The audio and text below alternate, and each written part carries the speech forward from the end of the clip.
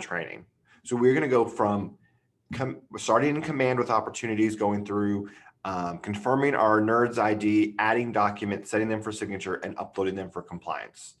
As I'm going through any of the training this morning, please interrupt me with questions.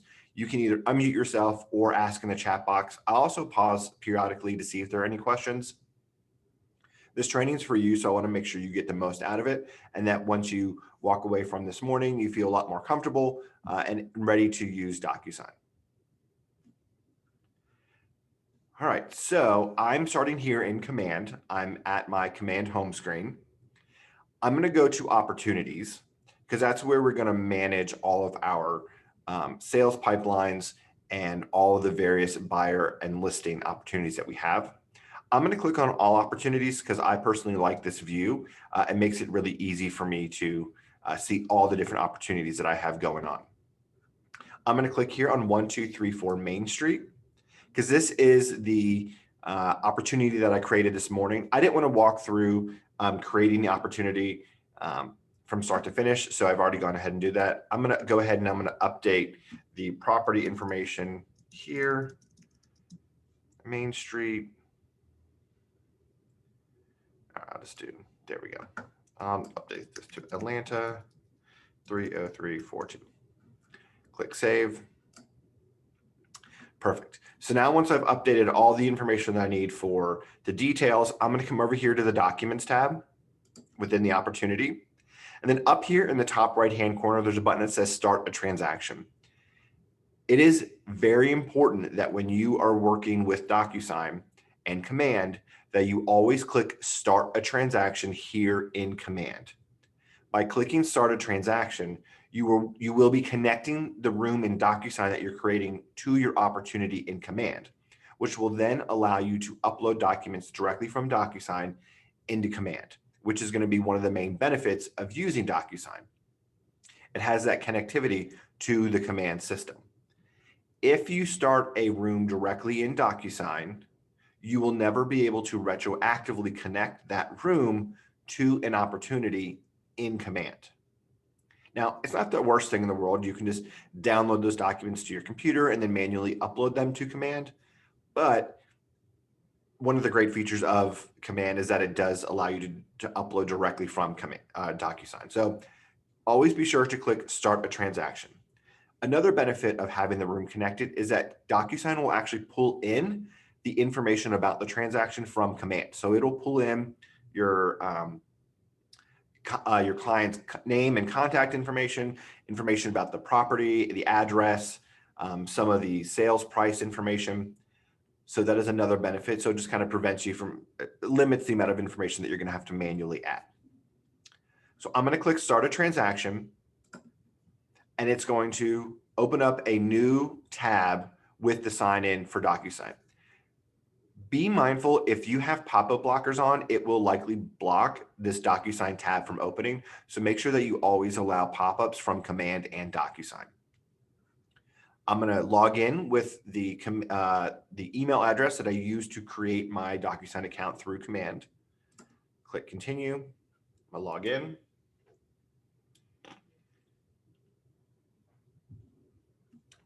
So this morning this is the first time we have ever been in DocuSign. This is the first room that we've created. You'll notice that it drops us off right here into the Documents tab of DocuSign. Up here in the top left-hand corner, here is the name of my DocuSign room, 1234 Main Street Stark Potts listing. And that's the same name as my opportunity in Command. So that's how I know that they are connected, because it's the same name. Below here is an ID number. And I want to point this out just because there was a feature in .loop that a lot of people liked where you could actually email documents directly into your loop. DocuSign has that same functionality with this ID number. It's kind of more of a DocuSign 2.0 feature, but I just want to point it out if you ever want to take advantage of that functionality.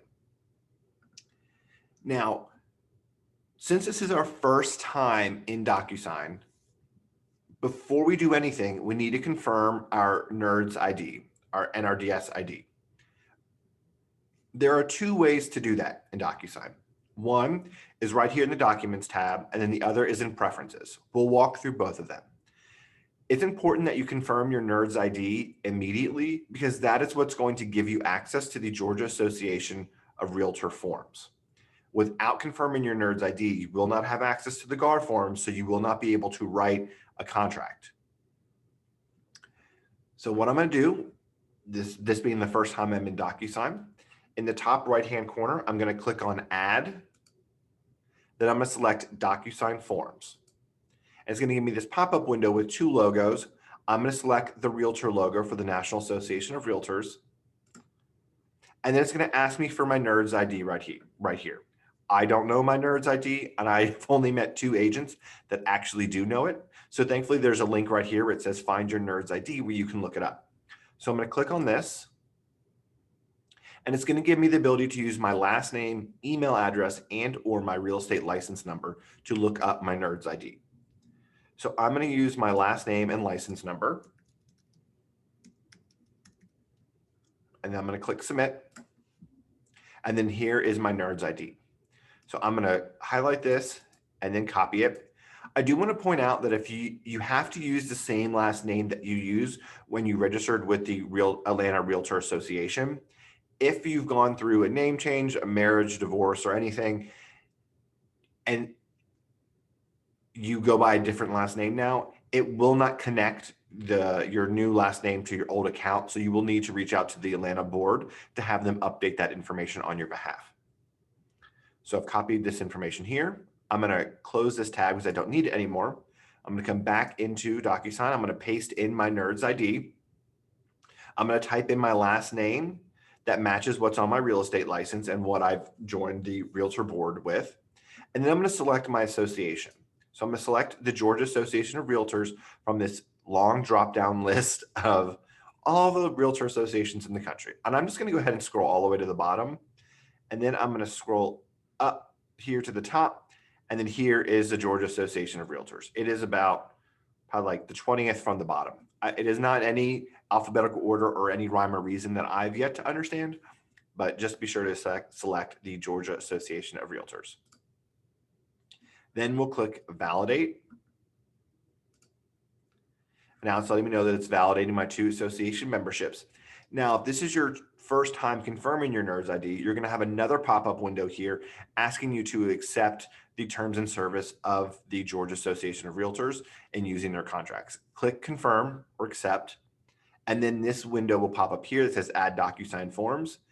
Now you know that you have access to the GAR forms. Once you confirm your NERDS ID one time, you will never have to do it again.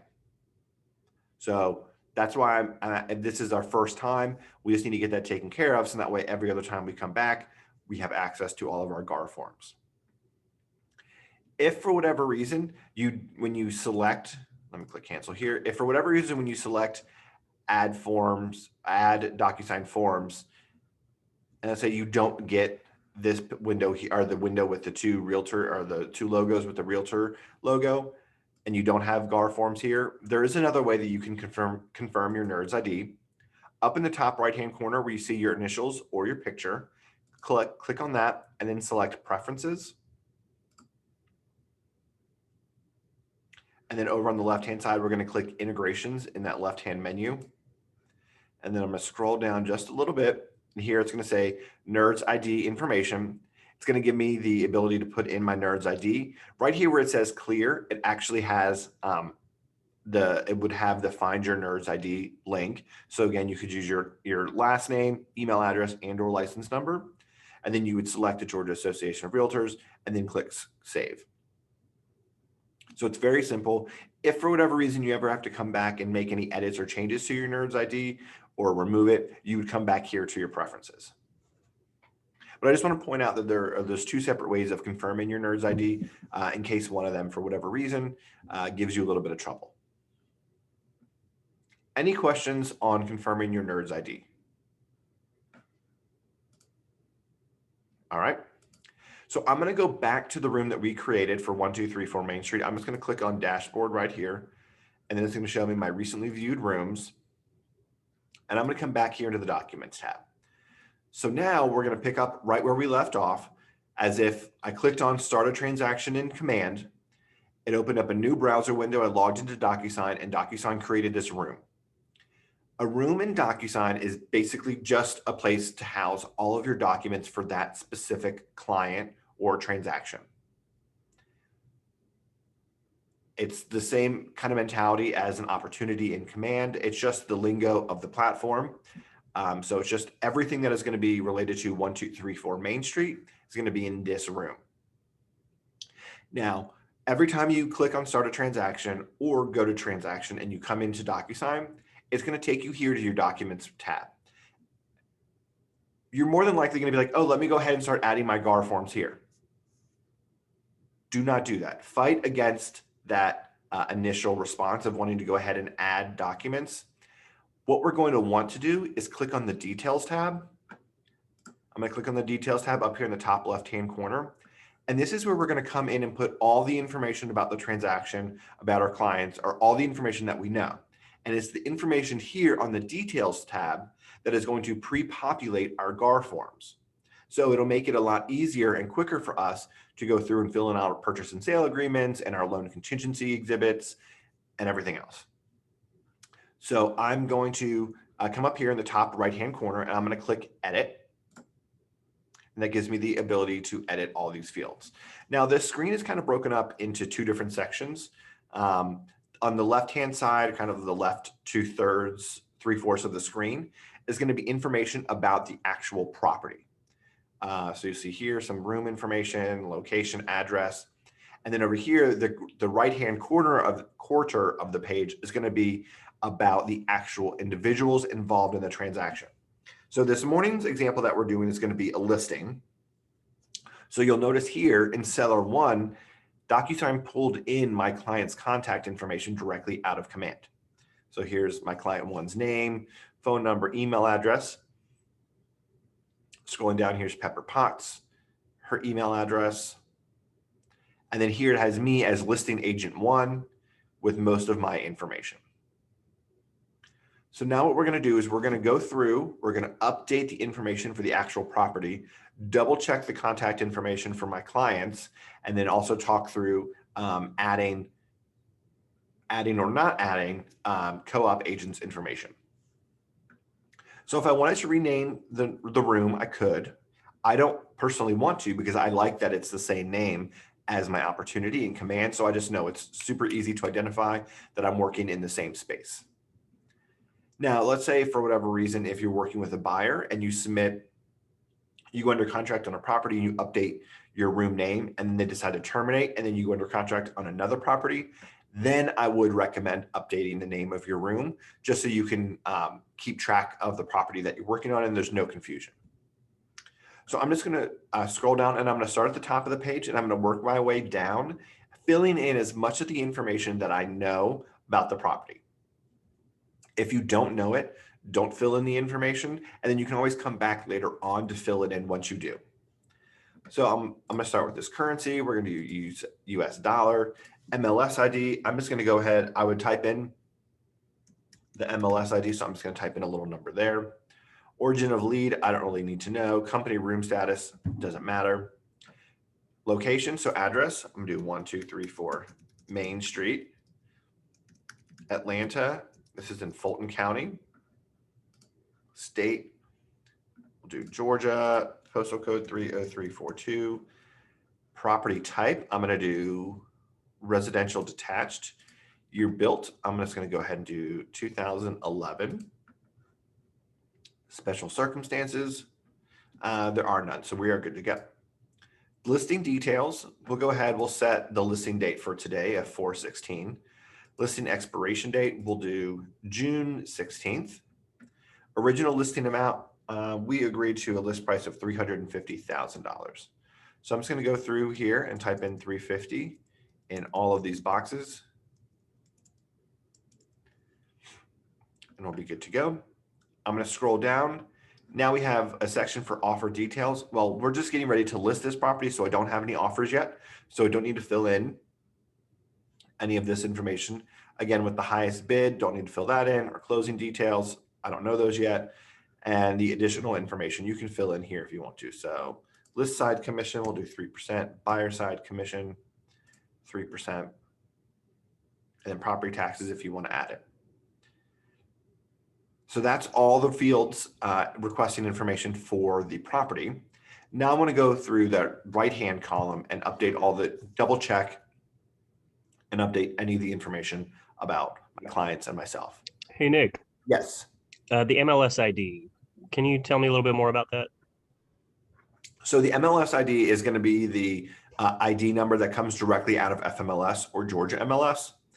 All you would do is copy and paste it, and that's going to be a random number that's going to be assigned to that listing.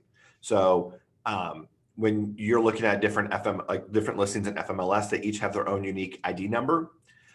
Or when you go to create a listing, FMLS will automatically assign one for you. It's so would we have that number first, or would we have to come back and plug this in once we create the listing? Or that is a great question, and that is something you would have to come back in to fill in after you've created the listing in FMLS. Gotcha. Okay, now I got it. Yeah. Which is fine, because at first, this training is kind of a little wonky because I'm trying to show you a lot of different functionality at once. But theoretically, if you were actually working on a listing, you wouldn't need it at first, because the MLS ID is not going to be included on your exclusive seller listing agreement. It's only going to be used once you actually put together a purchase and sale agreement, at which point you more than likely would have an FMLS or Georgia MLS listing. Okay, so that'll be blank. We'll leave that blank at the very beginning and then just come back and fill it in. Mm-hmm. Okay. Yep. Thank you. That was a great question. So now I'm going to double check the information for my clients and myself. So on the right-hand side, we have Tony Stark and his phone number and email address. Everything looks good. I will say 9 times out of 10, DocuSign will pull in your client's contact information directly out of Command.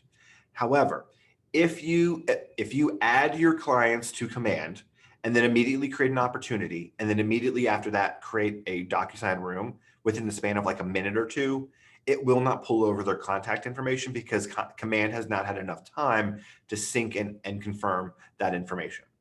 So just in that event, know that it's usually best if you can add it previously, an hour or two before you actually want to create a room. But at the end of the day, it's not that big a deal. You can just come in here and make any changes or add them to these fields here.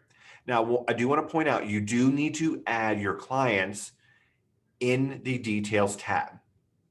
It is this information in this column over here that is going to give you the ability to send these documents to your clients for signature. So please do not leave your client's contact information blank. Otherwise, there won't be an email to send it to. So I'm double checking name, phone number, and really at the minimum, you just need your client's name and email address. You don't need their cell phone number, and you don't need their mailing address, unless you plan on actually mailing things to them, which I don't expect you would be if you're actually using DocuSign. So I'm gonna scroll down. We're gonna check Pepper. Here we are. Quick question right there, Nick. Yep. So you've got two names for sellers. Yep. Are you making sure? So let's say it's a married couple. Do you put both of their names, or do you look to see who officially purchased the house and only put their name? So that would be a conversation I'd have with them, and say, for the listing, okay, who's on the deed? I would double check the tax records and say, okay, only, one of you is on the deed. So I'm only going to include, for this example, I'm only going to include Tony for the sale of the home. But when they buy a new home, Tony and Pepper both want to be on that purchase and sale agreement. So I have a quick question. Yep. So my sister and my sister and my mother has a house in the Poconos, and both of them name are in the deed.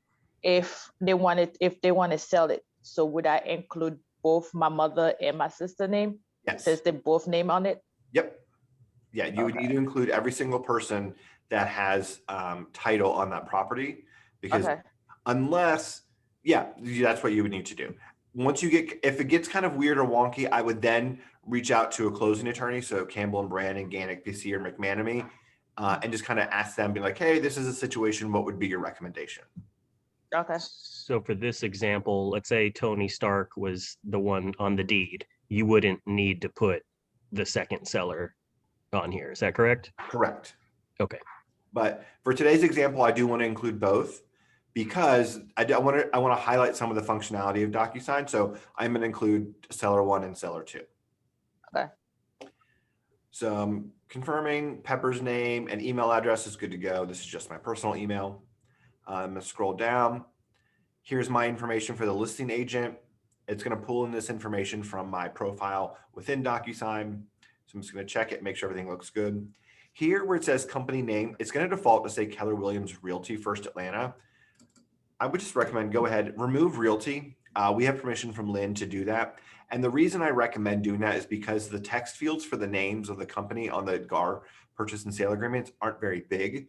So if you have Keller Williams Realty First Atlanta, it ends up going over some of the text on the actual GAR form. So by deleting Realty, it fits perfectly.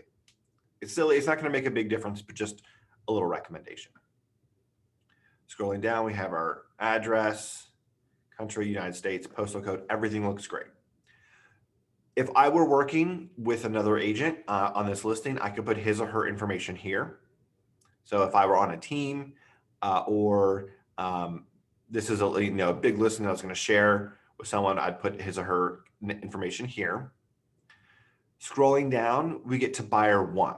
Now, I want to point this out because we scrolled pretty far down the page before we actually got to buyer 1. I'm going to make a recommendation here, and I'll repeat this again later on. I do not recommend ever adding any co-op agent's contact information in DocuSign to send them documents directly in DocuSign. So while you may think, oh, it's super easy, I can just send this form, I'm going to submit an offer, then I'll just add the listing or the buyer's agent or listing agent, whatever, and send it over. I do not recommend it. So I strongly recommend that you only add in the contact information for yourself and your clients. So if you were working with buyers, you would leave the sellers and the listing agent information blank, and then come down here and fill in your buyer 1, buyer 2 information, and then your buyer agent information here. Okay. The reason I point that out is because the way DocuSign works is that when you send a document for signature, everyone that is included on that request for signature has to sign that document before DocuSign will say that is a completed document and provides you with all of the signatures. So more than likely, when you send an offer through DocuSign, you're going to end up negotiating like those first couple of rounds. So your co-op agent isn't going to ever sign that document because you haven't agreed to those terms. So by that co-op agent not signing it, it never shows a signed version in your room. And I'll be able to show this in actuality in just a few minutes when we actually start sending documents. But I just wanted to point that out here while we're in the details page, so you just kind of get in the habit of not filling in that information. Nick, I got a little confused. We don't put the co-op agent at what location? We put the co-op agent at the buyer agent. So for this example here, so I'm the listing agent for this morning's example. So we're getting ready to list 1234 Main Street. And let's say I was going to submit an offer to those buyers. I was going to do a reverse offer. I'm not going to want to put in that co-op agent's contact information, his or her email address here in the details page, because I'm not actually going to want to send this document to that co-op agent for signature through DocuSign. Okay. I'm gonna wait for my clients to have signed it. Then once I get the signed copy from them, I'm just gonna send the document as a PDF through Gmail. Does that make sense? It does. Yes, thanks. Okay. And I promise, I know it's like probably a little vague. Once we actually get into the documents and into the envelopes and sending them, it'll make more sense. I promise. So we've confirmed all of our property information. We've confirmed our seller's information, my information. So I'm going to go ahead and click save. So my room has been updated. Over here. And I'm going to scroll back up to the top. And now that we have all of our information in our details tab, now we can go to the documents tab and we can start adding in our GAR forms. You'll notice here that we have a little folder here that says Room Docs. Room Docs is going to be your default folder for your room. Anytime you add a new document to fill in, or you get a signed copy, or you upload a document, it's automatically going to default into the Room Docs folder. However, I know a lot of people like to have their documents very nicely organized in a specific order, and you can do that. If you would like to create additional folders, up in the top right-hand corner, you can click Actions and then Add Folder. And I'm going to give this folder a name of Listing Agreement, because I want to separate everything from my listing agreement out from my purchase and sale agreement. So I'll click Create. Yeah,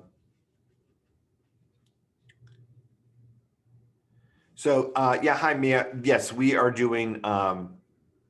We're just going through a DocuSign training from start to finish. There isn't a mock DocuSign login. You would just follow along with your own DocuSign account. So we have our folders here. I'm just going to leave this Room Docs one. You can add as many folders as you want. And as you're going throughout a transaction, I imagine you're probably going to add a few just to kind of keep things organized. But I do want to point out that since we do not do compliance review through DocuSign, your DocuSign room can be as messy or as organized as you would like. You can do whatever you want with it. So I'm going to come over here to click Add in the top right-hand corner to add my GAR forms. I'm going to select DocuSign Forms. Then I'm going to get this pop-up window here. For Forms Library, I'm going to leave that as is, and then I'm going to select my library, and I'm going to come down to Georgia Association of Realtors. And now it's going to pull up a list of all 180 documents, or 180 GAR forms that you can use. That being said, I would start to recommend keeping a list or memorizing the forms that you're going to use most often. So for today, we're going to use exclusive seller listing agreement. So I'm going to search exclusive seller listing agreement. So here it gives me a couple options. Be mindful to pay attention to the names, because look, here we have a commercial version, we have our exclusive seller listing agreement, and we have our non-exclusive. So I want to make sure I select the correct one, which is form F101. And the more and more you play around in DocuSign and start to write offers and everything, you'll get familiar with it. But just at first, kind of start to remember those form numbers. So since we're doing a listing, we also need to include our seller's property disclosure. And again, I'm going to make sure I select the right one by reading through here, because this is for condos, land lot, new construction. So I'm going to use this F301. I'm going to select that. I'm also going to add the community association disclosure, F322. And then for today's example, I'm also going to include the purchase and sale agreement. And I understand that in this example, we're actually doing a listing. So I'd say 95% of the time you would never write an offer from start an offer as the listing agent. But I want to walk through the functionality of using the purchase and sale agreement, since it is going to be very important to your real estate business. So just like you're able to search the name of a form, you can actually search the form number. So I'm going to search F201, and it's going to pull up my purchase and sale agreement. I'm going to select that. Now you'll notice in the bottom left-hand corner of the window, it says 4 forms selected. So it lets me know that's how many forms I've added, or I've selected to be added to my room. I would recommend that you go through and select all the forms you want to add, and then click Add. Don't add each form individually, because it will take a while. Sometimes DocuSign is slow, and you don't want to end up eating a bunch of time just waiting for this screen to pop up to add another form. So I'm going to click Add. The page will refresh, and it's going to add those documents into those Room Docs folders. Remember, that's our default our default folder. So anytime we add a document, it's going to go into our Room Docs folder. But I created my listing agreement folder, so I want to move all of my listing agreement documents into that folder. There are 2 ways to move documents in DocuSign. The first is if you roll your mouse over a document icon, this radio button will appear in the top left-hand corner of that document icon. You can select that. And then whenever you select a document, this toolbar will appear at the top of the gray area. And one of the options is going to be move. So I'm going to select 2 documents here. And I'm going to click on the move button. It's going to ask me to select a destination. I'm going to select folder and current room. And then I'll select the listing agreement folder and click move. The page will refresh. And now those 2 documents are in my listing agreement folder. The second way that you can move documents from one folder to the other is by rolling your mouse over that document, hold down your mouse to select it, and just drag it into the folder that you want. It's that easy. So now I have my documents separated out, so they're more easy for me to keep track of. Now let's start filling in the forms. Are there any questions about adding the GAR forms before we actually start working on them?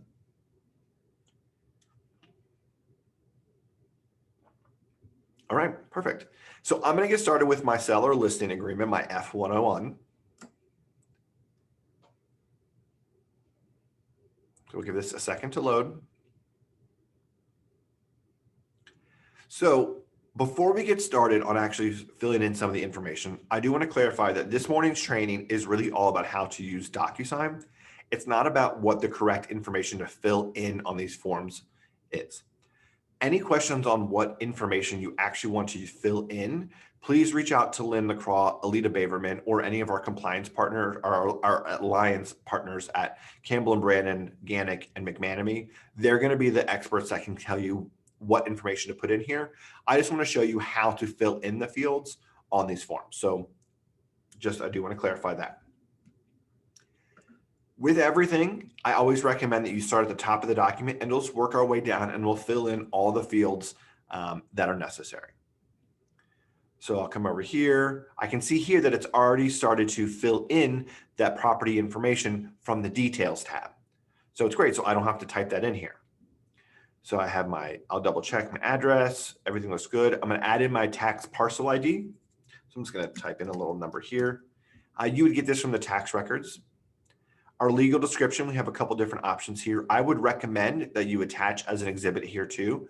So either get this yourself from the tax records or reach out to, again, one of our alliance closing attorneys and ask them if they can pull a copy of the warranty deed. Then let's scroll down. Here we have our list price and listing period. So we have our list price of $350,000.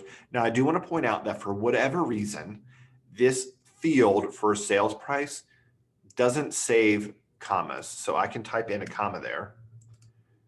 So I can once I click save, the comma will go away. So just be really mindful of the number of zeros that you're adding so you don't accidentally put $3.5 million, especially if you are writing an offer. Our offer commitment date or commencement date agreement will be, we'll do, what does it say, is 4/16/2021. Oh, I guess we'll do 4/16/21 with an ending agreement date of 6/16/21. I will also want to point out that these fields for dates, the way that DocuSign recognizes date fields is going to be in the numerical format. So make sure you do the month number / date in this order. Don't actually type in April 16. All right. Then I'm just going to come down here. I'm going to fill in my marketing. So we'll do FMLS, Georgia MLS, and KWLS. Marketing commencement date. So we're going to start marketing this on today. So we'll put this in FMLS today and move this back no more than 10 days. I can just come here. I can just fill in my name and this little field. Commission. I negotiated that the seller is going to pay me 6%, and I'm going to share half of that with my co-op agent. Protected period. I negotiated 90 days. Now you can see it's really easy just to click through here and just add in the information. So all these fields allow you to click in here. For agency and brokerage, we do not offer dual agency and sub agency. So I'm going to check those two boxes so they know that we do not offer that type of agency. And then the seller does consent or does not consent to the broker acting in dual agency. What is protected period? So protected period, and again, please clarify this with Linda and Alita, but what it is basically, let's say you are marketing this property, you're doing open houses, you're having showings, and then no one buys it. And then 2 days after your contract expires or your listing agreement expires and you take it off the market, the home goes under contract with someone that actually saw the home from one of your open houses that you met. And you are then technically within that protected period of 90 days after the end of this listing agreement, saying that any of the activities that procured a buyer during the time it was listed, if they go under contract within 90 days, you are still entitled to that commission. So it's basically protecting you. So that way your clients don't try to like do something sneaky and cut you out of the deal and just let your listing expire and then go directly to the buyer. If any Gotcha. Okay. Yeah. So if any of your work actually results in the property going under contract, then you're protected. All right, so we'll scroll down. Seller has the following special circumstances. I don't have any today. Section 8, the seller does authorize a broker to assist in negotiating. Hey, Nick, quick question. I understand the protected period, but how would you know that after your listing expired and then the person, they purchased the house, and how would you know that it was to you that they sold it? If they try to, if like you said, the buyer wait until your listing agreement expired, then goes out and then goes, the seller then goes straight to the buyer and negotiate it. So how would you know then that you still owe a commission? You technically wouldn't. It's hard. I mean, it really would be an uphill battle. So it's something you'd want to reach out to an attorney on to kind of figure out how to do that and speak with Lynn and Alita. Okay. There's really no way that you would know unless you someone told you or the seller told you, or you check the tax records after the fact, but you would have to get a lawyer involved. Okay.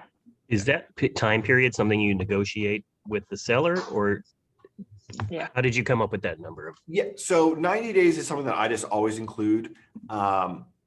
It is everything in real estate is negotiable. So as you're working with your clients and talking through the terms of the listing agreement, they may say, oh no, I'm only going to do a protected period of 10 days. I don't know. To me, it's not, I always just put 90 days in there. And I've never had anyone push back. But yeah, it's whatever you negotiate with your clients. So I'm going to continue to scroll through. Here's going to be all the explanation of these documents. If you have questions on what the actual fields are and what things and what the information included in any of these documents, we are doing a Contracts 101 class next Thursday afternoon with Renee Dillon from Ganic PC and Lynn LaCrawl, and they're going to go in depth in the purchase and sale agreement. And then in May, they're going to do a Contracts 102 with all the exhibits and amendments. So that'll actually walk through what all this information is. Are those going to be on recorded and on YouTube? Recorded, I would think so, but I'm not 100% confident, but it will be on Zoom. Okay. So I'm just scrolling down, lots of scrolling here. Now we get to our brochures. So brochures are going to provide some additional information about specific topics for your clients. I will say probably 98% of the time they don't read them, but it is fine. That's fine. You always just want to make sure that you are providing the information to them. So check any of the brochures that you are going to actually send to your client. So I'm going to do mold and radon. All of these brochures are uploaded in DocuSign, so you can search for CBO1, CBO4, and they'll pull it up. Below that, we have our exhibits and addenda. So I'm going to check the box for the legal description, and I'm going to make that Amendment A. I'm going to scroll down. Here we have special stipulations. So if you want to include any special stipulations, this may include something, let's say you have a client, they're like, hey, I really want to list my price, or I want to list my house at $350,000, which I know is like going to be the highest price in the neighborhood. But you said, you know what, that's fine. I understand it's a seller's market. Let's give it a try. But if we don't have any active contracts on the table, or we're not under contract within 2 weeks, let's go ahead and do a 10% price reduction. And if after 2 weeks after that, we don't have any offers, or we're not negotiating or under contract, we'll do another 10%. What you can do is you could type that stipulation in here into the listing agreement. So then you don't actually have to get written permission every single time you want to update the sales price. Again, that is something that you would work with your clients on, and Lynn and Renee will be able to talk about that in much more depth next week. But you can add any stipulations here just by type in any stipulation you would like. Oh, misspelled any. Would that also apply if they want to, if let's say that your listing agreement contract date expired, and then would you put a stipulation if they want to go another 90 days? So, or you would have to go back with another listing agreement? Yeah, I would go back. I would recommend going back with a listing agreement. It would be the cleanest and simplest way. Okay. Yeah. So you can type in any special stipulations here. I have a quick question about the brochures. Yep. Anything like absolutely required, or how do you know which ones you want to plug in? There? I would none of them are required. I would send the ones that are going to be most relevant. So for me today, this property was built in 2011, so I don't need to worry about lead-based paint. This house was not built prior to 1978, so I know there's not going to be any lead-based paint, or likely any lead-based paint material. So I'm going to skip that one. But there could be mold, and there could be radon in the house. So I'm going to sell them, or I'm going to include this. And I could also include protect yourself when selling a real property. Okay, so are these, at what point, where do you grab those? You've got 1, 2, 3, 4 forms checked. At what point do you send those forms over? Does it attach automatically when you send them this form, or how does that work? So what you would do is you'd select the ones that you want to include here. Then we click save and close. And then the same way that we added these GAR forms, I would click add in the top right-hand corner, and then type in the names of these brochures, and then I would add it to my room. Gotcha, thanks. You're welcome. So I'm going to continue to scroll down. Here you can see that the system automatically added my client's names and email addresses. Good to go. I'm going to scroll down here. I'm going to double check all of my information.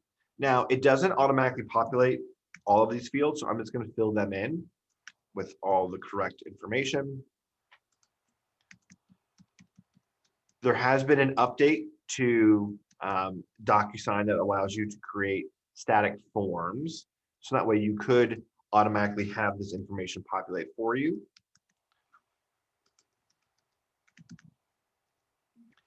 But for now, I'm just going to type it in. Everything looks good to go. I'm going to click save and close. Nick, yes. I have a question. The MLS office code and the brokerage firm license number, are those the correct numbers or information for that section? Yes. That you just put in? Yep. 33313. Okay. Thank you. You're welcome. So I'm going to click save and close.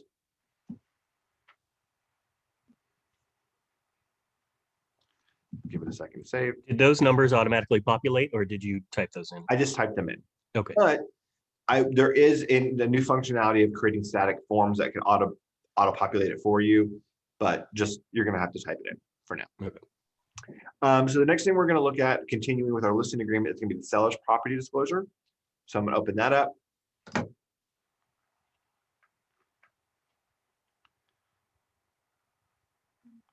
All right. Now, this is going to be a document that's going to be added to our purchase and sale agreement as an exhibit. So I'm just going to leave this exhibit field blank here. It's going to add in my address information here automatically. I don't have an offer date yet, so I'm going to leave that blank. Then I'm going to scroll down and double check all the fields and see if there's anything I need to fill in. Now, as you're scrolling through here, you'll notice that all of these fields for filling in information don't have a text field or a button for me to fill in. That is on purpose. Only seller one is allowed to fill in any of the information on the disclosures. You and I, as agents, are not able or not allowed to fill in any of this information. It needs to be as accurate and honest as possible from the seller. If you filled it in, you'd be putting yourself in harm's way if any of the information ended up being incorrect. So the system, DocuSign, doesn't even allow us to fill in any of these fields. So as I scroll through the document, just giving it a double check to see if there is anything, I'll come all the way down to the bottom. There's still nothing for me to fill in. And then here it does auto-populate my client's names. So we're good to go. So I'm going to click Save and Close. I just like to point that out because if you were to open up the seller's property disclosure, you'd be like, oh, it's not working, the document's broken. It's working correctly, it's just not intended for you to fill in. So I'm going to open up the community association disclosure.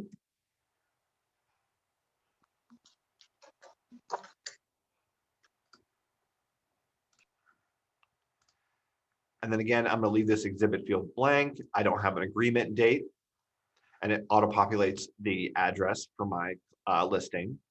Then I'm going to scroll down, and again, just like the seller's property disclosure, the community association disclosure does not have any fields or checkboxes for me as the agent to fill in. They're all blank.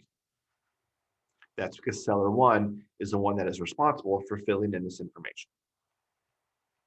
So I'm just going to, again, go through everything, double check it, make sure there aren't any fields that I need to fill in. And I'm good to go. So I'm going to click Save and Close.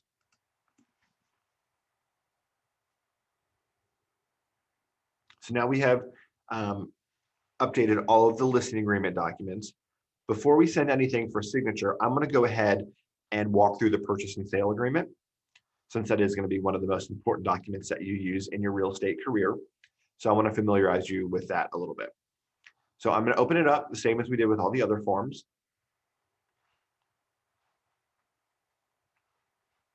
Give it a second to load. And then again, start at the top and work your way down. So it added our property address information here, but I'm going to start up at the top and I'm going to do an offer date. So I'm going to do today's date of 4/16/21. Again, make sure you write in dates in the numerical format. If you actually spell out April 16, 2021, it will give you an error message and it won't save any of the information that you added to your purchase and sale agreement. So I'm just going to double check, make sure the property information is correct. I'll add in my tax parcel ID that I made up. Legal description, I'm going to attach an exhibit here too. All right, we'll do purchase price. So this was listed at $350. So let's do a purchase price of $345.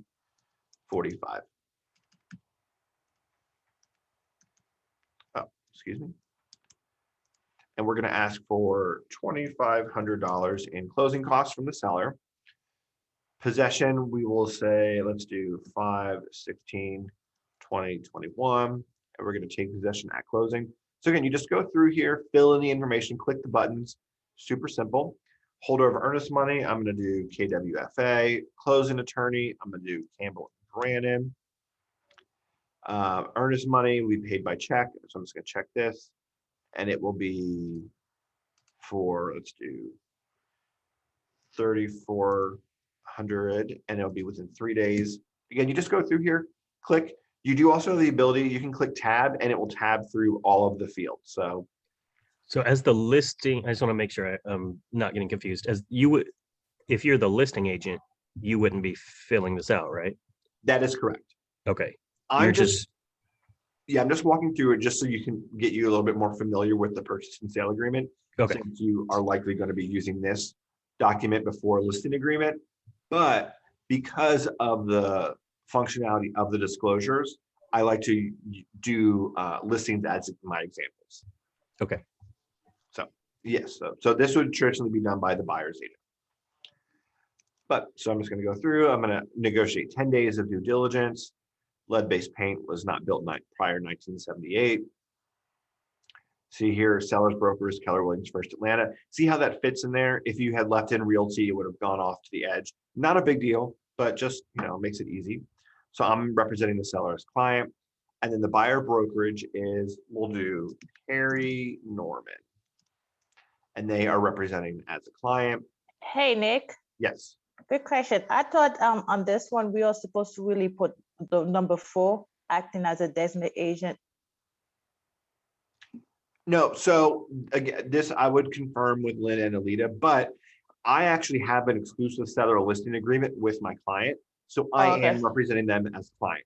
The only Okay. time that you would use a designated agent is if you are submitting an offer on a property that is listed by another agent in the Keller Williams First Atlanta office. Oh, okay, thank you. You're What welcome. if it's Keller Williams Peachtree office? Nope, you're representing as a client. Gotcha. It's just First Atlanta. Okay. So material relationship, none. So I'm just going to put NA. Time limit of offer, we'll give this until 12 p.m. on 4/17/2021. So that easy just to fill in the information. We're going to scroll down through all the explanation. Keep scrolling. Here we have our exhibits. For whatever reason, all cash is going to automatically be checked, but I'm going to include the seller's property disclosure, and I'm going to make that exhibit A. And then the community association disclosure, that exhibit B. You can also add in your loan exhibit. Oh, my legal description, I need to add that exhibit C. So do you have to go back to those exhibits and label them A, B, and C as you labeled them here? Or will that do it automatically? It will not do it automatically. I would need to do that. Now, this is kind of a little wonky because I am the listing agent for today's example. But theoretically, what you would get these disclosures from the listing agent. They would send them to you as a PDF. You would then upload them into DocuSign.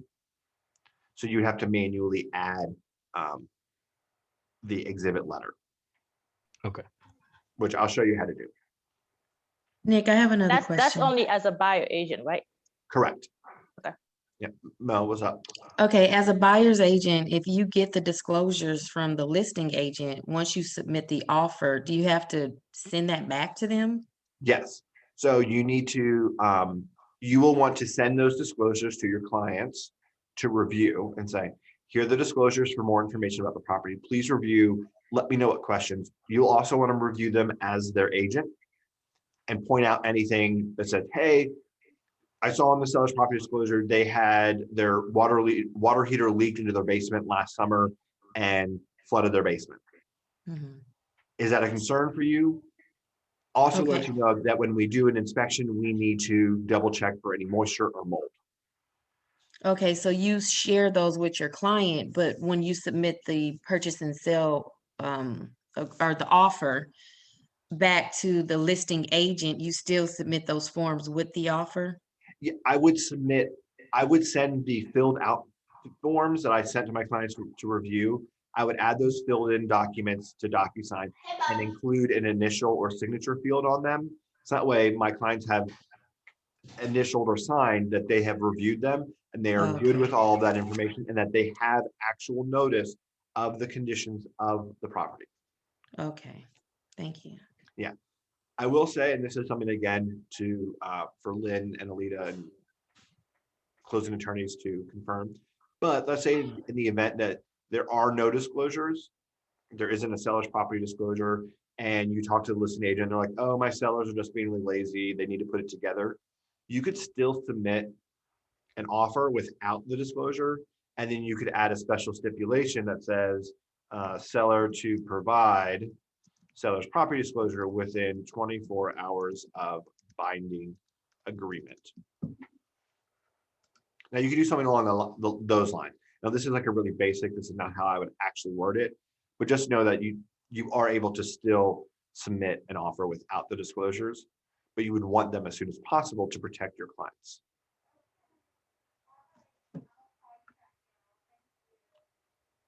Any questions? All right. So as we're here in the special stipulations, I've written this little stipulation here. For whatever reason, I don't know why, but when the Georgia Association of Realtors updated the GAR forms, they only made the special stip section this big. It is very small. You cannot fit a lot of stipulations here. Some agents have a lot of stipulations that they want to use regularly. And as you go through trainings, you're going to learn of different stipulations, like an escalation clause or a termite bond request or home warranty. All those would have to go here, but there's not a lot of space. So you can only fit so many, stips here. Such a small space. Now we have two options of what we can do if you were going to have a ton of stipulations. The first one is you have the ability to attach an additional special stipulations page. There is a GAR form that you could add to your room and put in additional stipulations. And by checking this box, you're giving the other agent notice that, hey, be sure to double check this other page that I'm going to include with my offer. Or if you're like, okay, I just have two stipulations that I could probably fit here if the font were smaller, I will show you in the next section when we're in the envelopes how you can actually add a text box and adjust the font size so you could fit more text there. Now, I will say it's probably not going to win you any fan favorites from the listing the co-op agent or the closing attorney having to read teeny tiny stipulations, but it will let you put them all on one page. I'm going to continue scrolling down. Now we're getting to the signature section. And you'll notice here's my client, seller 1, seller 2, their names, and their email addresses. Now, it is a personal preference of mine to never include any of my client's contact information on any form that I share with a co-op agent. And that is because I want to protect my clients at all costs. I'm sure that 9 times out of 10, the co-op agent that I'm going to work with is very professional and is going to be very respectful of the relationship that I have established with my clients and that are protected by my listing agreement and by our brokerage agreements. However, there may be an agent out there that is shady and not very ethical and may say, oh, I could probably go directly to the clients and try to negotiate a better deal and save my client some money by cutting out their agent. I don't want that to happen. I also don't want the co-op agent communicating directly with my clients. I need to be the middleman there to manage those conversations. So my first instinct would be to delete my client's email address off this part of the purchase and sale agreement. Do not do that. All of the fields that are pre-populated on any of the GAR forms are linked back to that details page. So my client's contact information here is added because it's on the details page. If I make any adjustments or I delete it on any of the GAR forms, it will make that same adjustment on the details page. So if I delete that email address here, it's going to delete that email address off the details page. And then when I go to send these documents for signature, there is not going to be an email address in this room to send to my clients. So I point that out so to let you know, please be mindful of whenever you make adjustments to any of the pre-populated fields, because it will change it on the details page. But 2, just to be mindful and keep a lookout for your client's contact information. And I will show you in the envelope how we can hide to protect our client's contact info. So I'm going to scroll down, double check my information here. I'm going to fill in any of the missing fields. So I'll add Atlanta, add the fax number for the office, our MLS office code, KWFA01. Perfect. Now, before I told you, I don't recommend filling in your co-op agent's information because we don't want to actually send any documents to our co-op information. However, it is a crazy market out there, and anything that you can do to help give your clients a leg up over the competition, I would recommend doing. That's ethical. What you could do is you could come in here and you could fill in as much of the information about that co-op agent as possible. So I could put John Doe, real estate license 1, 2, 3, 4, 5, 6. I could put in, his number.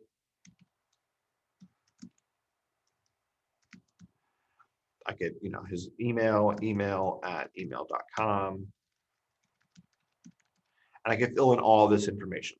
Now, like I said before, it will then add that information to the details page. But what you're doing here is you're making just a little bit less work for that co-op agent to have to do. So you're saying, hey, look how nice I am. I even went through the process of looking up your information and added it to the form. So you can just sign it. You don't have to do anything. You don't have to, but I just want to point that out, that is an option. Continue to scroll down. We've gotten to the end of the purchase and sale agreement. Any questions on filling in any of the fields on the purchase and sale agreement?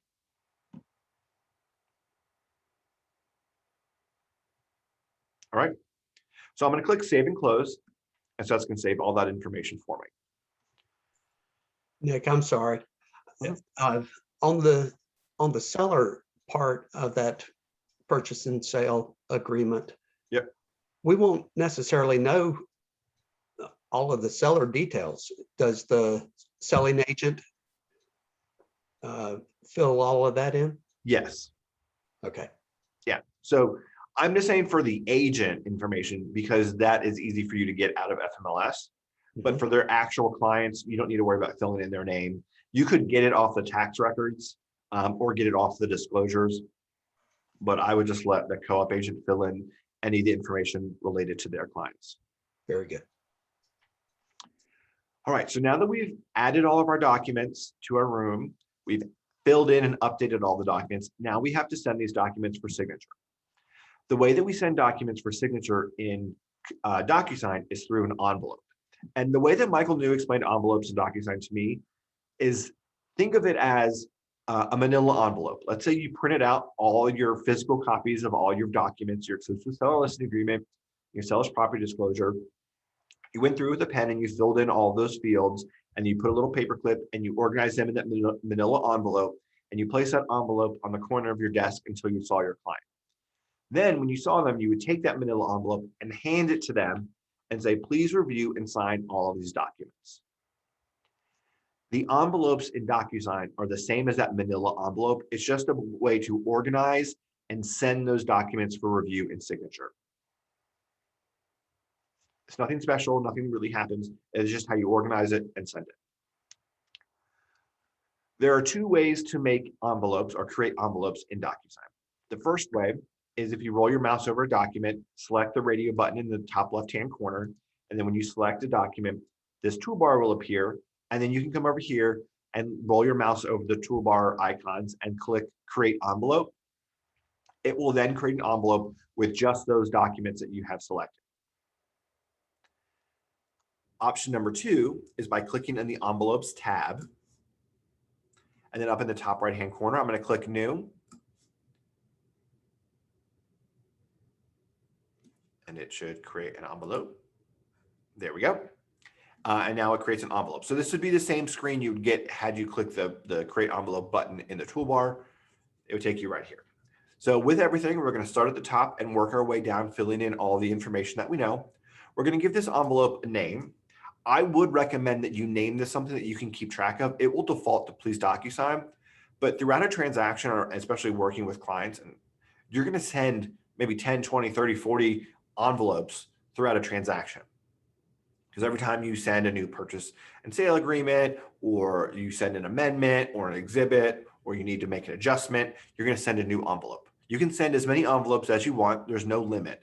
But just make sure that you name this something that you could go back and double check if there's ever any question of, hey, when did Tony sign this document? You can come open it up and double check. So I'm going to name this 1, 2, 3, 4 Main Street exclusive seller listing agreement and purchase and sale. Perfect.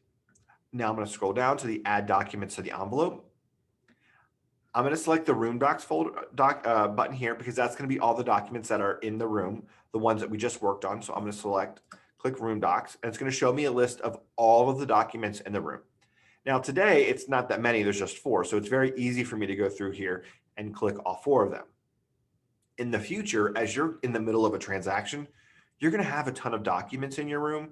So you'll just need to be very careful that you're paying attention to the name to select the correct version. When it's later in a transaction process, that may be when you want to manually select the document in the room and then click on the create envelope button, just so it's a little bit easier. But just be really mindful of the documents that you're adding here. So I'm going to click add selected, and it's going to pull those documents into my envelope. Now, in addition to these GAR forms, we also have to send 2 disclosures from the office. We have our affiliated marketing disclosure and our wire fraud prevention disclosure. These are office documents. The way to add those to our envelope is as use a template. So I'm going to click on use a template, and then I'm going to select shared with me. And this is going to load all of the templates that the MCA office has shared with the agent body. Now, the reason that these 2 documents are considered templates and are not actually found in the room is because there are no fields on either one of these documents for you to fill in or update. It really is just a notice, and it only needs client signatures. So it's just easier if we put it in here. That way you don't have to worry that you're missing filling in some information. So I'm going to scroll down.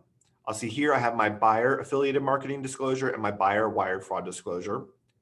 And if I continue scrolling down, I have a seller version of those same documents. They are, in fact, the exact same documents with the same information. However, the signature fields are assigned to either the buyer on the buyer version or the seller on the seller version. So make sure that you include the correct version based on which side of the transaction that you're working on. So today I'm the listing agent, so I want to be sure to include the seller version. If I accidentally included the buyer version, there wouldn't be any fields for my clients to sign. So it'd be a mess. So just be mindful. Then I'm going to click add selected. And now it's going to add those 2 templates to my envelope. So there we go. Now you'll notice we have 6 documents here, and they are in alphabetical order when they were added. However, I want to put these documents in a very specific order for my clients to review and sign. I want them to review the listing agreement, then the disclosures before agreeing to a purchase and sale agreement. So if you want to reorder the documents, you must do it now at this stage of the envelope. And to do that, just roll your mouse over the document icon, click your mouse down, and drag it into the position that you want. It's that simple. So here's my listing agreement. I'm going to grab my seller's property disclosure. Then I want to do the affiliated, excuse me. I have listing agreement, seller's property disclosure, community association. Then I want my affiliated marketing to be in the 4th position. And then I want my wire fraud to be in the 5th, followed by the purchase and sale agreement to be last. If, let's say, you receive or you got those disclosures from a co-op agent and you want to add them for signature, you can upload them directly from your computer by clicking more and then upload. And then you can upload any document to DocuSign, and you can manually add signature fields. Once we've added all the documents to the envelope, I'm going to scroll down here to add recipients. It is very important that when you are adding recipients, when you click on this add recipient button, you select pre-tagged roles. You'll have 3 different options. Always select pre-tagged roles if pre-tagged roles is an option.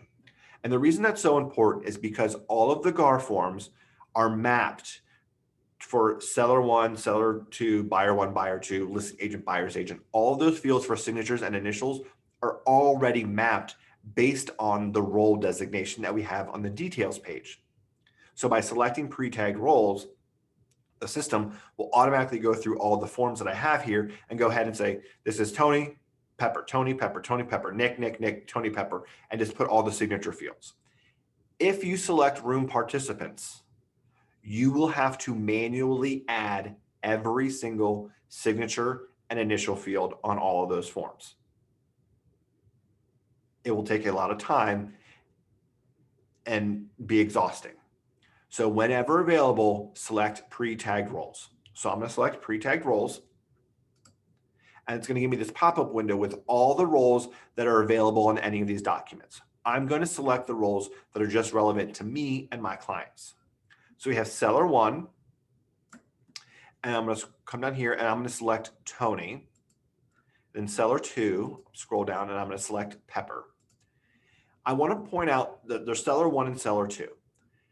You'll want to have a conversation with your clients on who will be designated seller 1 and seller 2, because whoever is designated seller 1 is going to be the person responsible for filling in and completing the disclosures. If Tony doesn't want to be responsible for it, then make sure that Pepper is then listed as seller 1 so she can be the one to fill it in. I'm going to select listing agent. I'm going to select myself. Your name may be in here more than one time. That's fine. It doesn't matter. Just pick one of them. And I'm going to click add selected. And now it's going to add those recipients to the envelope.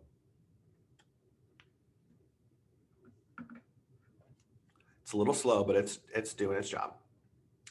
All right, so there's a fair amount of information here with each one of these recipients. So let's walk through that first. So on the left-hand side of each one of the rectangles is a little box with the number 1 in it. These little boxes on the left-hand side designate the signing order. So right now it will default to 1, 1, 1, which means everyone has the ability to sign at the same time. However, I can set it up so Tony's the first one to sign, then it goes to Pepper, then me. The benefit of this is that Pepper, when she signs, can review all the information that Tony filled in. And then when I sign, I can do a quick review of everything and make sure that we're not missing anything. So I'm going to make Pepper signer 2. I'm just going to put my mouse in there, highlight the number, and update that to 2. Then it will reorder. So I'm going to select myself and make myself signer number 3. So now it'll go, Tony has to review everything and then sign. Then it goes to Pepper. Then it goes to me. If I need to make any updates to their name or email address, I can do that here, but hopefully you shouldn't have to. To the right of that, we have these 2 drop-down menus. Right here, it's defaults to needs to sign. This is going to be their permissions for the documents. You can update it to needs to view, receives a copy, or specify recipient. 9 times out of 10, it will be needs to sign. But if you want to include someone, let's say you have a family member or someone that wants to review the documents but actually doesn't need to sign, you can always include them this way. And if you want them to receive a copy, this could be used for a closing attorney or for a lender. Like if you know that these documents are about to go binding, you could go ahead and set the system up to include the lender or closing attorney, so the system will automatically send them signed copies of the documents so they can go ahead and start processing them. I would recommend giving those people a heads up, but it is an option of what you can do in DocuSign. Most commonly, the way that I've used this is if I am negotiating or I'm on like the final steps and my clients are going to sign something and I know I'm not going to be able to send it over to the listing agent or the co-op agent, I can go ahead and just have the system automatically send a copy of the signed document to that co-op agent. So like if I'm driving out showing homes, they can still get the document and do whatever it is they need to do with it. That was probably a terrible explanation of that, so I apologize. And then the second drop-down menu is more, and that gives us 2 options. The first is add access authentication. If you work with a client that is uncomfortable with digital signatures, they may be worried, hey, I don't want someone that's going to break into my email address and then is going to start signing all these documents and buying a house on my behalf, and I don't even know it. You can add an authentication code. So by clicking this, it's going to have this little pop up here, and then you can just type in any single code. So I'll just type in 1, 2, 3, 4, 5. So what I would do is I would say, hey, Tony, when you click on review documents from your DocuSign email, it's going to ask you to put in this special code. Please be sure to put in 1, 2, 3, 4, 5. Once you put that in, then you will have the ability to sign. I don't actually want to use it, so I'm going to click discard. And then the second option is add private message. So if you want to write a message that's just to this single person, you can do that here. And today I'm going to write, hi, Tony, please be sure to fill in the seller's property disclosure and community association disclosure. Thank you, Nick. Now, I only want to send that to Tony since he's seller one. He's the only one that's going to have permission to fill in those disclosures. And I just want to have a quick refresher. Like, obviously, I've called him, hey, Tony, this is what's happening. You need to fill them in, blah, blah, blah. But here's just my quick reminder. So I'm good on my recipients. I've added all 3 of the recipients as pre-tagged roles. I've updated the signing order of each one of these contacts. I've added my private message. I'm good to go to the next step. Any questions so far about anything we've gone through in the envelope? All right. So I'm going to scroll down, and the last thing we have to do is add a message to the recipients. The email subject is going to default to please DocuSign, and I would recommend just go ahead and leave that in here, but I would recommend adding some more clarification. So I'm going to add 1234 Main Street, exclusive seller listing agreement, and purchase and sale. I will have talked to my clients. They're going to be well aware that there are some DocuSign documents coming their way, but I just want to make sure that they know these are the specific documents, so there's no confusion. And I'll add a little message. Hi, Tony and Pepper, please review and sign. Thank you, Nick. Now you could write whatever message you want. I'm just keeping it short and simple for our training today. So once I've gone through, set up my envelope, I've given my envelope a name so I can come back and clearly find which envelope this is. I've added all of my documents and put them in the correct signing order. I've added my recipients as pre-tagged roles, and I don't want to berate the subject, but just make sure that pre-tagged roles, pre-tagged roles, pre-tagged roles. 9 times out of 10, when whenever agents have issues with documents not working in DocuSign, it's because they don't have pre-tagged roles.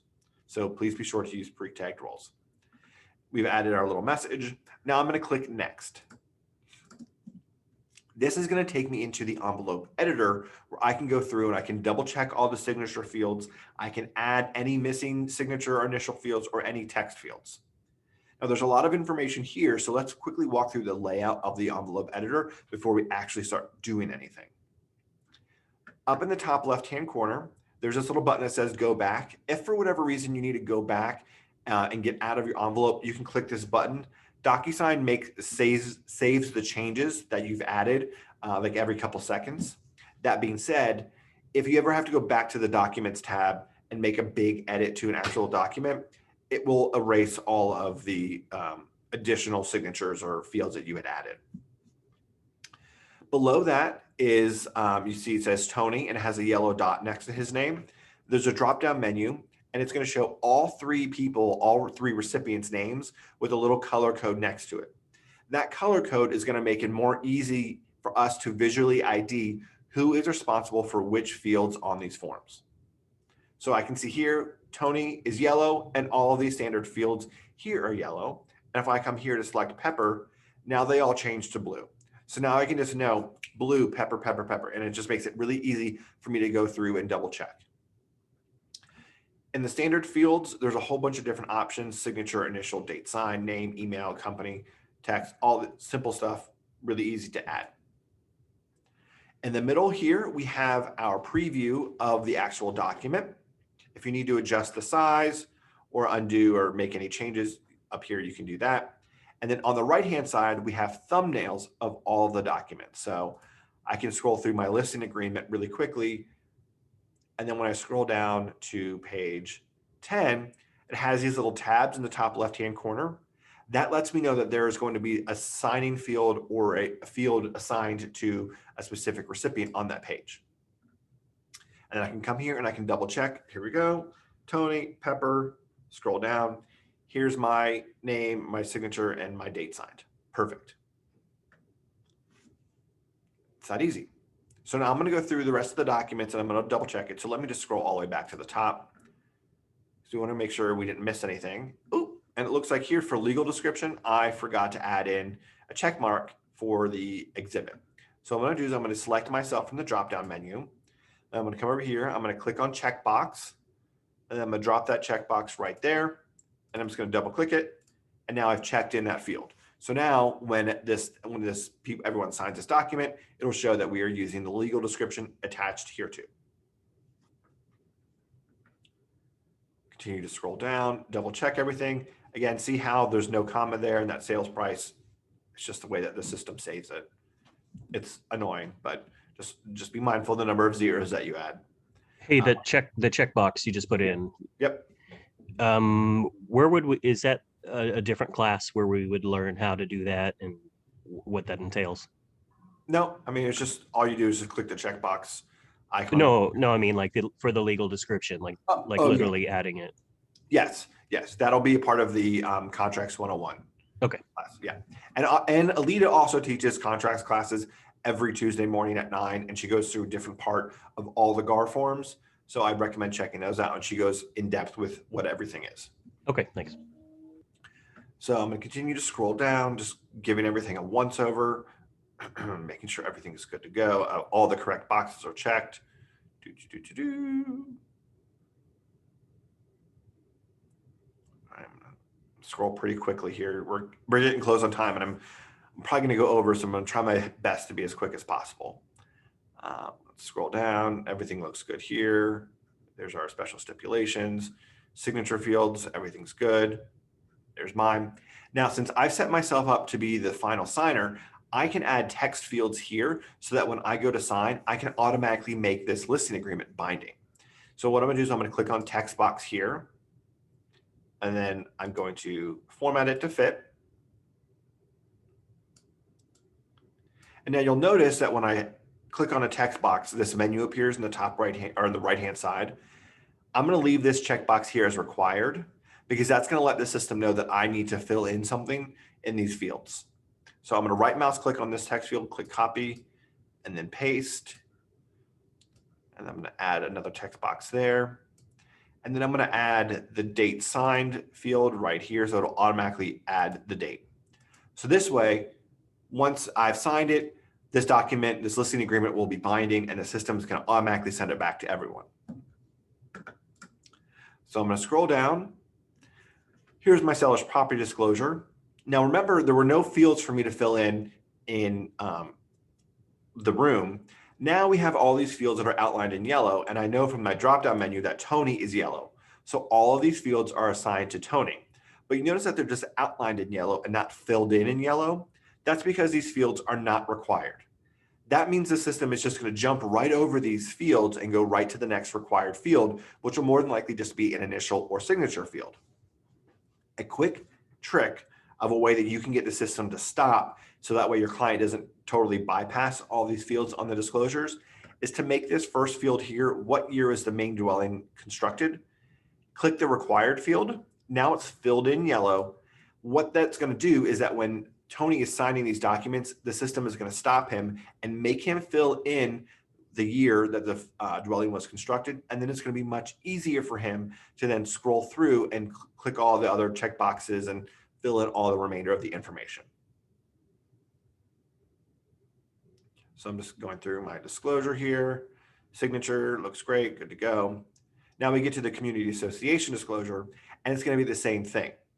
Now, however, I don't know what type of association my clients have, and I don't want to make any of these required. So what I'm going to do is I'm going to come down here to the name of the association. I'm going to click on that, and I'm going to make this field required because I do know that there is going to be a name of the association that they have to fill in. And it's going to be much easier for my client to stop here and then kind of scroll up and finish filling in whatever information is needed. I'm going to scroll down, double check everything. Great, everything's assigned to Tony. Here's our initial field, so we're good to go there. Here we have our affiliated marketing. All right, it looks like we are missing our client signatures here, so not a big deal. I'm just going to add them.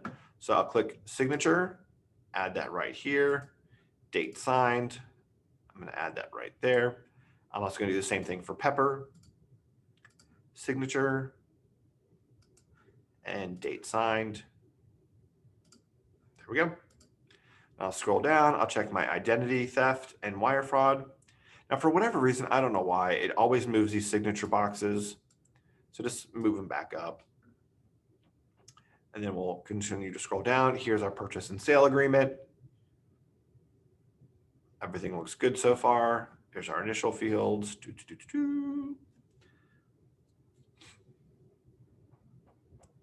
All right. Scroll down. So here we have our special stipulations. And remember I told you there's not a lot of space. So I wanted to show you how you can add an additional text box here. So I'm going to select myself and then I'm going to add a text box and I'm going to format it to fit over here. And then I'm just going to start typing in my steps,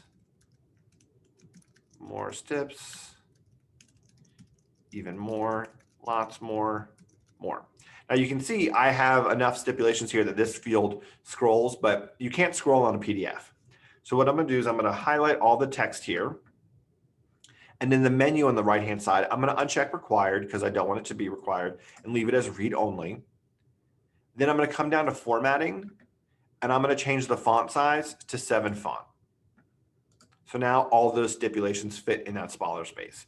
So that's what I was saying. You're not going to win any fans by having teeny tiny special stipulations, but it does make it simpler so you can have all those special stips in one place. So you've got 3 stipulations above that are not in the text box. You could just delete those and print No, I them can't. in. I can't delete these. These are there. Oh, okay. So now I just have 1, 2, 3, 4, 5, 6, 7, 8 stipulations.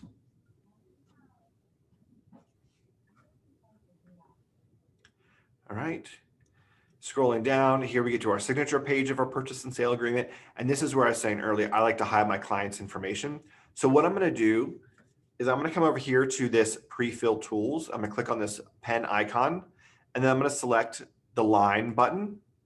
And I'm just going to come over here and I'm just going to draw a line right over his email address. And there's a red line. You can see that. That's not hard to get his information. So I'm going to change that color to black in the menu on the right-hand side. And I'm going to change the thickness all the way up to 10. There we go. Now, I will say it's not the most beautiful thing to see a black line on a purchase and sale agreement, but I'd rather have a black line here and protect my clients than not. So I'm going to right mouse click on this black line, click copy, and then paste. And then I'm going to drag this to cover buyer number 2. And there we go. So now my client's contact information is protected. Scroll down, just double check everything over Can here. you go back with that step again? Yeah, so I'd come over here to the pre-fill tools. I would select line. I would drag the line across the information I want to hide. Okay. Then I'm going to come over here to the menu on the right-hand side. I'm going to make it black. And then I'm going to change the thickness all the way to 10. And thickness to 10. Thank you. You are Okay, Nick, I have a question also. Yep. When you put a black line through there like that, are you only sending that document to, I guess, the other agent? Or when you send that same document to your client, would you have that black line? Yeah. So I'm actually sending this document right now to my clients. Mm-hmm. And I'm going ahead and I'm blacking out their name. Just so then as soon as I receive this document signed and completed, I can just go ahead and send it to that co-op agent. I don't have to do anything to it. Mm-hmm. It's just good to go. So if you black it out, why do you have it in there? I mean, it's not needed then, right? So I mentioned this earlier is my first instinct would be to just delete the email address out of the person. Oh, right. Yeah, you said that. But it would delete it out of the details page and then I wouldn't have a contact to send it to. Right. Okay. So that's why it's just easier to put a black box over it. Do other agents roll their eyes, or is this a common thing?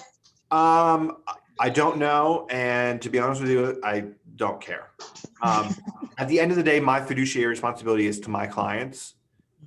And granted, while I still consider the co-op agent my coworker, so I'm going to be very respectful, I need to protect my clients at all costs.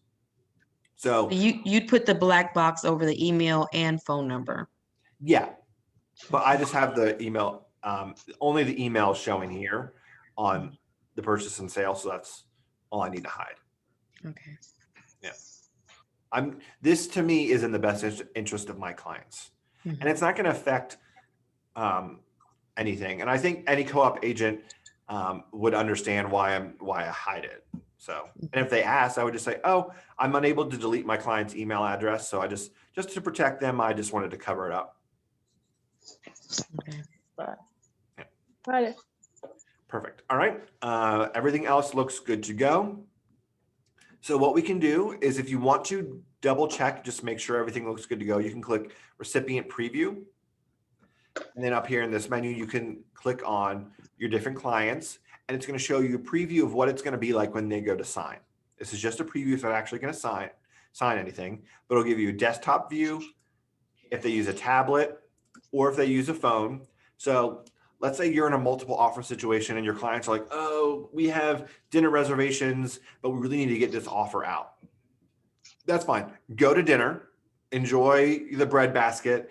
I'm going to get this offer over to you as soon as possible. And I'll call you or text you when it's in your inbox. And then you can just pull it up on your phone and you can sign here. Now you can see it's illegible. You can't read this, but they do have the ability to sign. So that way they can finish signing. It'll take 2 seconds and then I can get that offer over and there's no delay. So just know that they do have the ability to sign on their phone. When you are done with the recipient preview, you can click the X in the top right-hand corner. And now I'm going to click send. And this is actually going to send this envelope out to Tony, Pepper, and then myself. So we'll give it a second to send. Here we go. So I know we're a little bit over, so I apologize. I'm going to try to finish this up as quickly as possible. I'm just going to open up the different email accounts here so we can go through the signing process and you can see what it's like. So here, this is going to be Tony's email. You can see here, it says Nicholas Corr via DocuSign. Please DocuSign 1234 Main Street so they know exactly what it is that they're signing. I'll scroll down here. Here's that little private message to Tony. Please be sure to fill in the SPD and CAD. I'm going to click review documents. So right now I'm going to be signing, excuse me, signing as if I am Tony. I'm going to click review documents.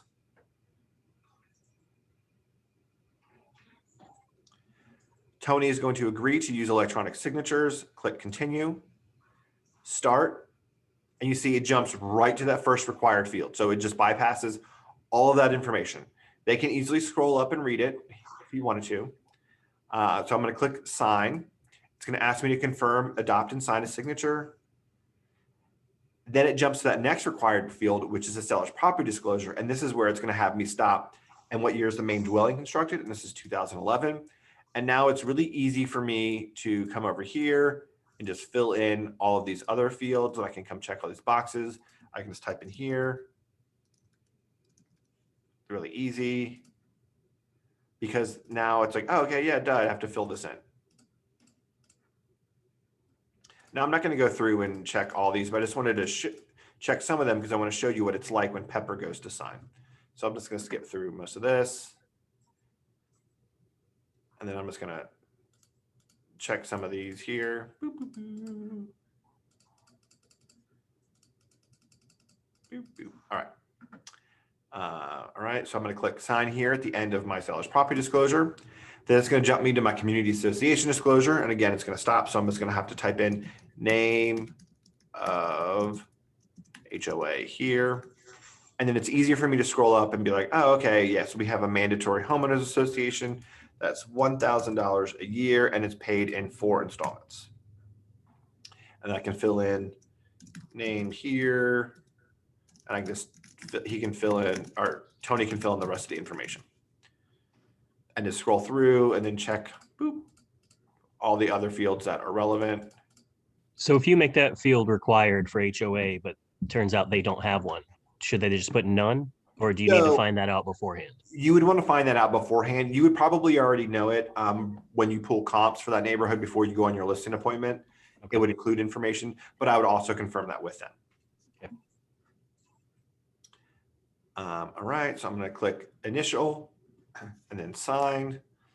Now we're on a purchase and sale agreement. I'm going to scroll up just so you can see here's our little text box with the stipulations. Here's the black bar over the email. I'm going to click sign. Now, up here in the top right-hand corner or at the bottom, I have this button that says finish. Your clients need to be sure to click the finish button. It's going to ask them if they want to create a DocuSign account. Give it a second. We'll say no, thank you. And then they need to get the You're All Done page. Once they receive the You're All Done page, they're good to go. And now the system knows that it can send the documents to Pepper for her to review and sign. So I'm going to come back over here and I'm going to open up Pepper's email, which is just my personal.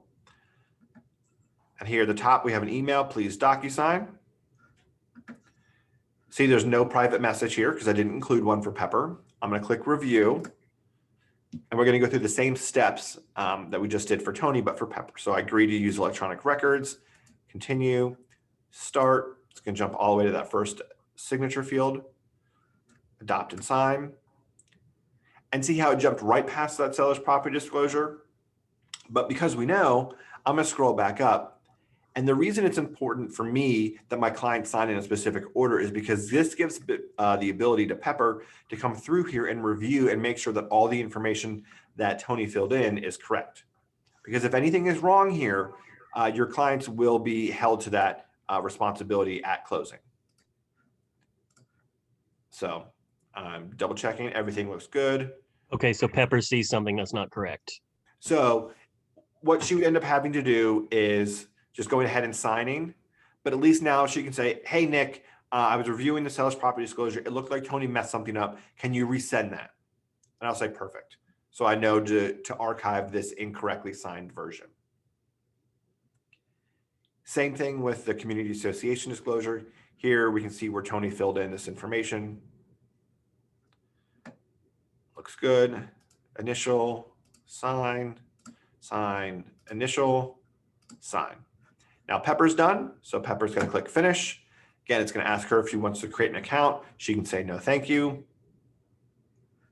You're all done. So now it's my turn to sign. So I'm going to click out of here and I'm going to come over to my email. And now it says, please DocuSign. So now it's my turn. So I'm going to click review documents. I'll click continue, start, sign, and it's going to have me fill in the time here. So I'm going to type in 12 p.m., fill in, and then I'm going to jump to my signature field. And now I'm finished. So I'm going to click finish. It's going to ask me if I want to log in. No, thank you. Now I get the You're All Done. So now everyone is done signing. One of the great features about DocuSign is that as soon as everyone is done signing, the system will automatically send PDF copies of all the signed documents to each person or each recipient. Now, because we are required to send copies of these documents to our clients for them to have on file, this kind of takes that step away. So you're like, oh, you have actual notice of all your signed documents. I would still recommend from a customer service perspective to organize these and put it in an email and explain it to them. But it makes it really easy for you to do that, and it's here. So now that we have signed everything, I'm going to come back into DocuSign. I'm just going to refresh this page because I want to show you that it's going to show that this envelope has been completed. I can click on the envelope and it's going to show me all the times that everyone signed. Now I'm going to come back to the Documents tab. I'm going to scroll down to my room docs, and here you'll see we have all of the signed versions. They have a green icon, the signed with the check mark in the bottom right-hand corner of the icon, signed copies of all those forms. But we still have our GAR form, the blue form here. That is correct because this is going to act as a template that we could come back to if we ever needed to make changes. Now I want to organize my documents again. So I'm going to select all of my listing agreement forms. Wait, quick question. Yes. So would that be where you go if Pepper realized that Tony missed something? Yep. I'd go back and I'd resend the form. Okay. So I'm going to select all of my listing agreement forms and I'm going to move them. Where's move? Select destination, folder in current room, listing agreement, move.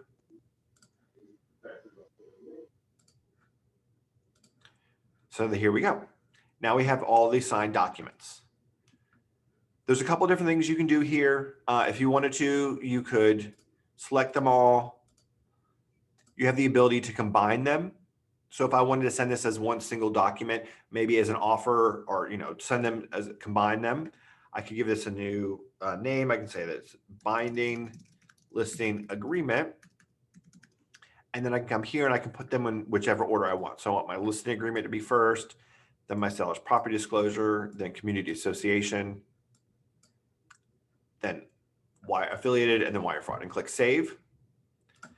Now DocuSign is going to reload and it's going to have a new PDF document. And like everything, it's going to automatically load into the room docs folders. And here's my binding listing agreement document.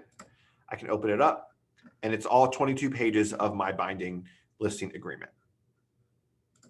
I could download this if I wanted to, click download, and then attach that as a PDF to an email to my clients.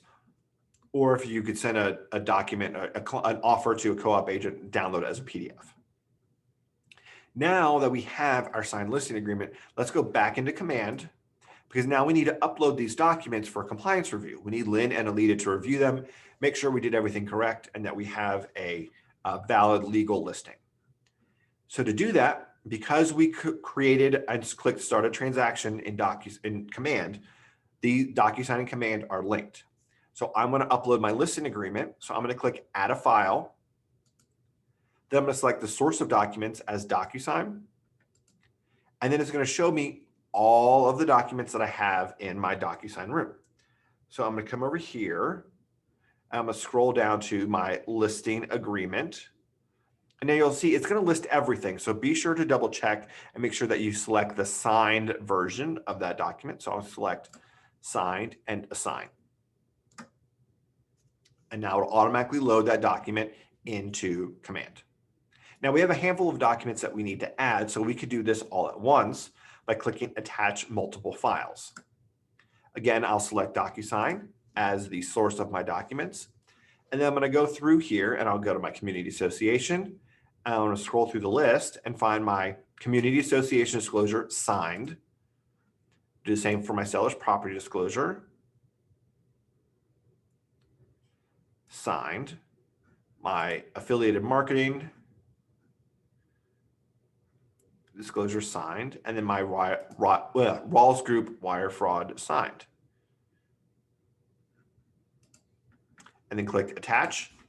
And now it's going to attach all of those documents to my opportunity here in Command. And let's say you have an additional document here that you need to submit for review, but it's not one of these that's preloaded in my list. I can click Add Item, and then I can give it a name, and I'll just say full. I'm just going to add that binding document that I created, full binding listing agreement. Select document type. There's a list here. Find the one that's going to be most relevant. It's not going to affect anything or affect any of the approval. And I'm going to select source of documents. I'm going to select binding listing agreement and then click save. And now has added that document to my opportunity.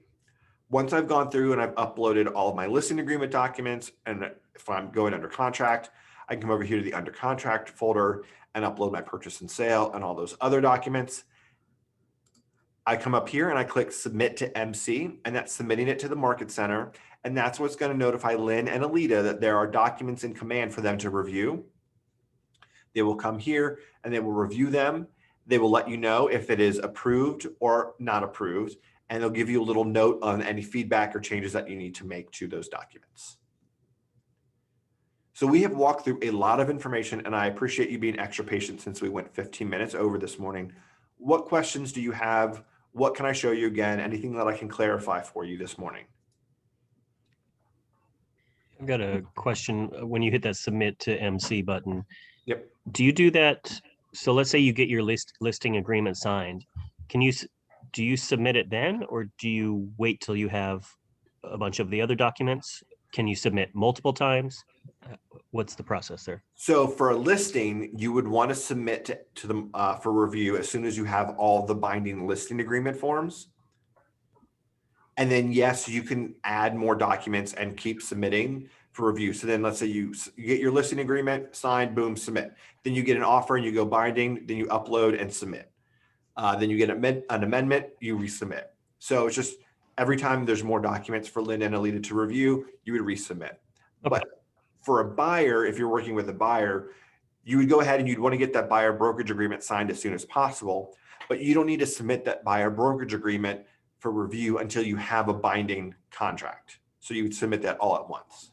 Gotcha. Okay. And Nick, when you submit, every time, are they getting like a duplicate copy of everything that you submitted prior?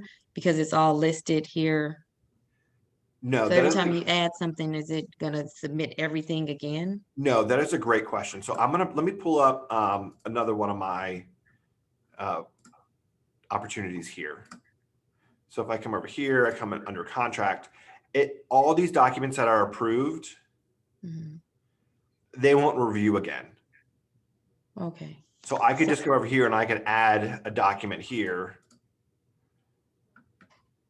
Let's say assign.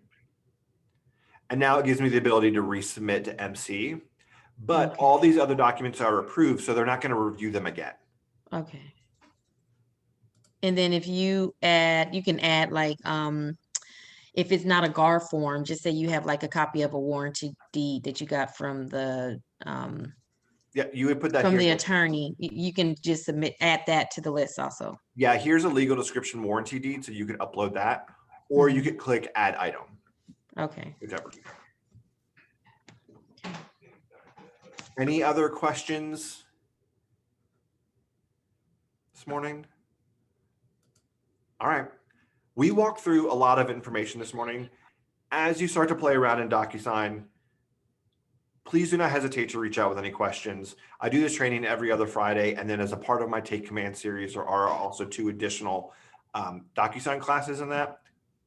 Always here to help you.